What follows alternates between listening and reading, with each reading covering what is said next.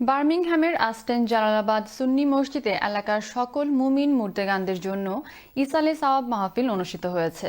মাহফিলে প্রধান অতিথি ছিলেন মুফতি গিয়াসউদ্দিন চৌধুরী ফুলতলী। বিস্তারিত আমাদের প্রতিনিধি মোহাম্মদ আতিকুর রহমানের রিপোর্টে।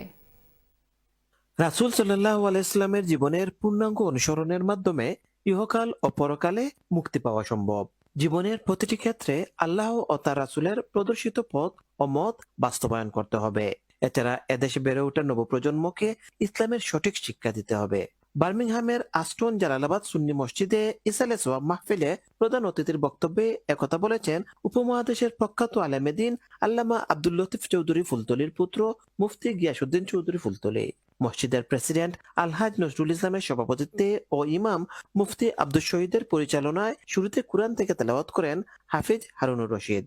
এ সময় অন্যান্যের মাঝে উপস্থিত ছিলেন দি ব্রিটিশ মুসলিম স্কুলের প্রিন্সিপাল মাওলানা এম এ কাদের আল হাসান, খুরশিদুল হক, মুফতি রফিকউদ্দিন, মাওলানা আতিক আহমদ, মাওলানা মনসুরি, মাওলানা নুরুল আমিন, মাওলানা হুসামুদ্দিন আল হুমাইদি, মাওলানা আব্দুল মুনিম, মসজিদের সেক্রেটারি হাজি মাসুক মিয়া, কেশিয়ার আব্দুর রশিদ, শফিক মিয়া চৌধুরী গনি, নিজামুদ্দিন সহ আরো অনেকে।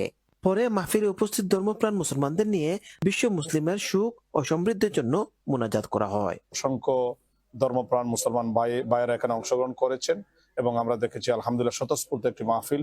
এটা আমাদের সমাজে একটা নজির স্থাপন করবে, যাতে আমরা সবাই মুর্দেগানদেরকে আমরা স্মরণ করি এভাবে ইসালে সব আয়োজনের মাধ্যমে। আমরা মসজিদের সংলগ্ন আসলা অনেক পয়সা করি দিয়ে দান খয়রাত করি মসজিদ প্রতিষ্ঠিত করার তারার উপলক্ষে আমরা এই দোয়া লাগে আমরা আলিমুল মারে আমরা চুকেদার করছি। বার্মিংহাম থেকে মোহাম্মদ আতিকুর রহমান, চ্যানেল আস নিউজ।